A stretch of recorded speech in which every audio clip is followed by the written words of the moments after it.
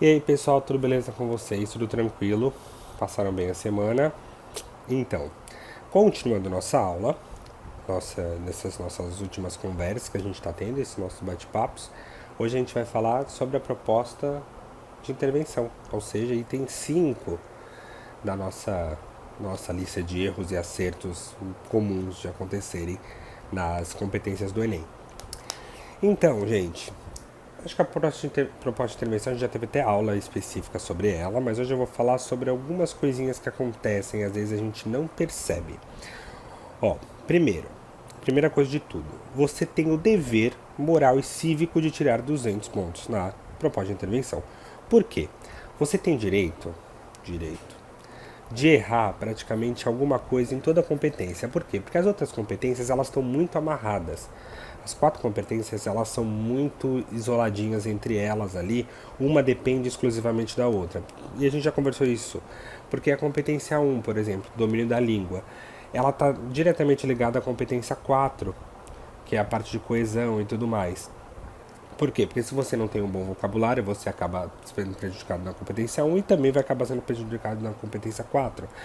A 2 e a 3 também estão ligadas, porque ambas falam sobre repertório sociocultural. O que você vai trazer de uma em outra? Uma você vai argumentar. Não que a proposta de intervenção não tenha ligação. Por quê? Porque no final você faz uma retomada ao começo da sua redação, sempre você faz uma retomada da sua tese, você está resolvendo problemáticas que você levantou na sua argumentação, então é claro que ela está ligada, né? A redação está ligada como um todo. Porém, a proposta de intervenção ela é julgada de uma maneira às vezes diferente. Por quê? Porque o corretor às vezes ele vê só ela. Tem os 5 pontos, mesmo que não esteja extremamente perfeito, desculpa gente, com a sua redação em cima, ele acaba te dando 200 pontos. Por quê? Porque a contabilização da nota ela é um pouco diferente.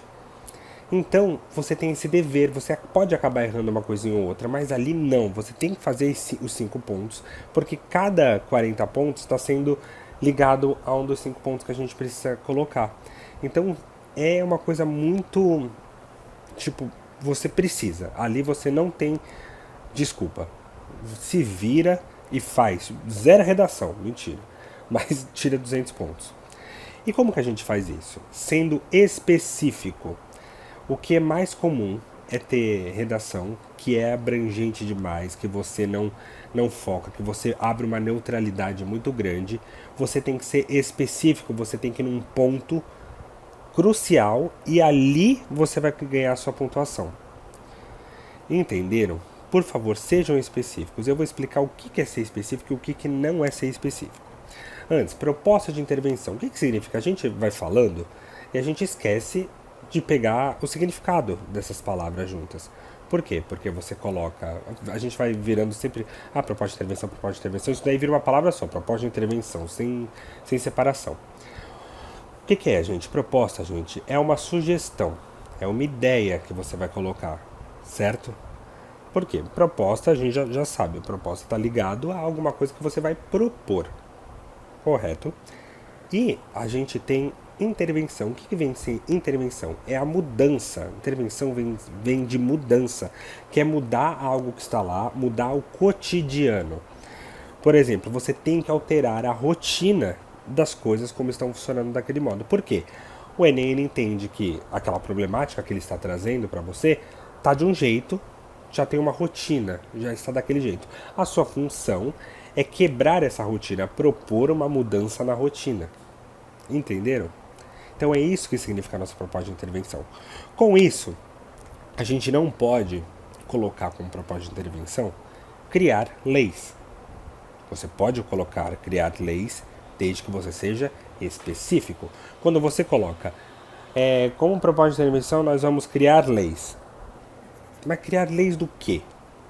Criar leis é vago, é muito abrangente, você atirou para todos os lados. Não, você tem que ter um foco.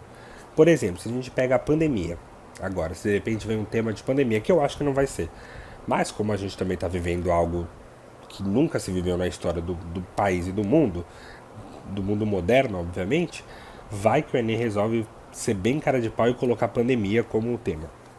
Mas enfim, dane-se o tema do Enem, a gente vai ser capaz de responder qualquer um deles. Mas voltando, pandemia, por exemplo. Aí você coloca uma proposta de intervenção. Ah, temos que criar leis para melhorar, para evitar o contágio da pandemia. Reparou? Tipo, a gente está acostumado a ler isso em muitas redações, muitas coisas. Mas repara que não tem especificidade. Vai criar lei o quê? O que você vai fazer? Agora a diferença. A ação que a gente vai fazer vai ser criar um decreto por meio de ações governamentais que vão proibir a abertura de restaurantes, casas noturnas e comércios, a fim de evitar aglomerações para que a doença seja erradicada no país. Repara como há uma diferença do criar leis e quando eu ponho um decreto que é para fechar bares e casas noturnas com a finalidade. Eu não estou nem trabalhando aqui a parte das 5, né? Que eu estou colocando a finalidade, a ação, o meio. Não, não é isso. Mas eu quero mostrar qual é a diferença entre criar leis e criar um decreto que fecha bares. Repara, por quê? Porque aqui é uma ação plausível, é algo pontual, é algo que, tá, então o que eu tenho que fazer é isso. Agora, quando é criar leis, você fala, tá, mas que leis?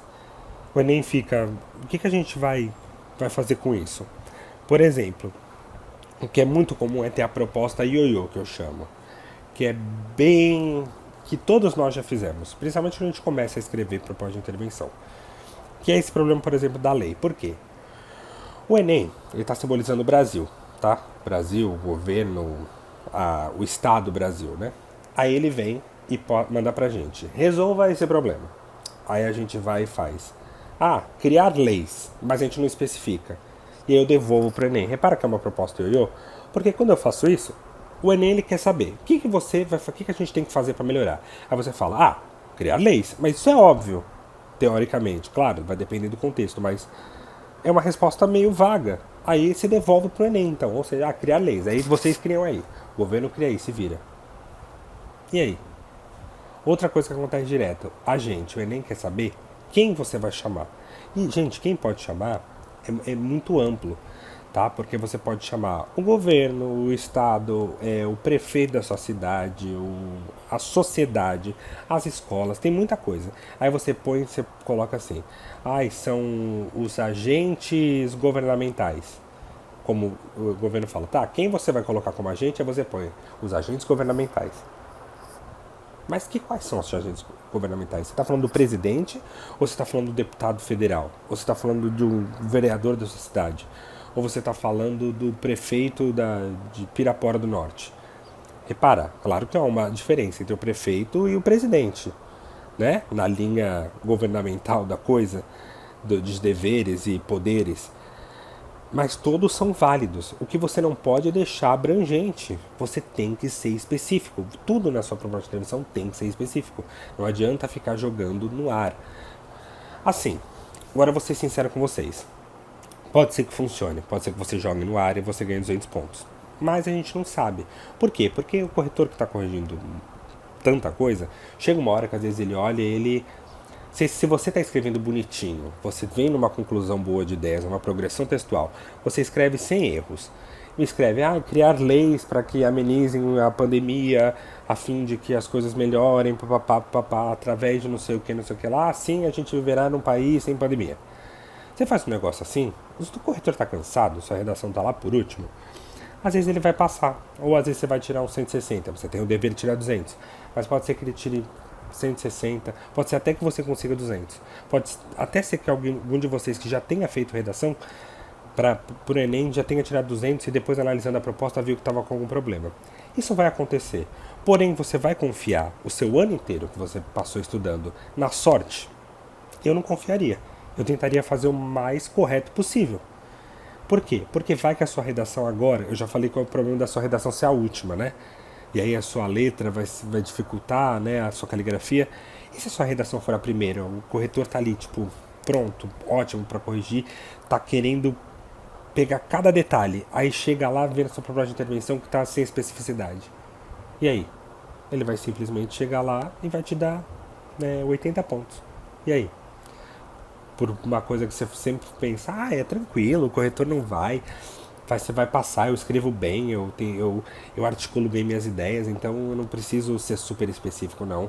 Ah, é uma preguiça de pensar em alguma coisa, eu vou colocar mesmo criar lei, aí criar projetos de lei.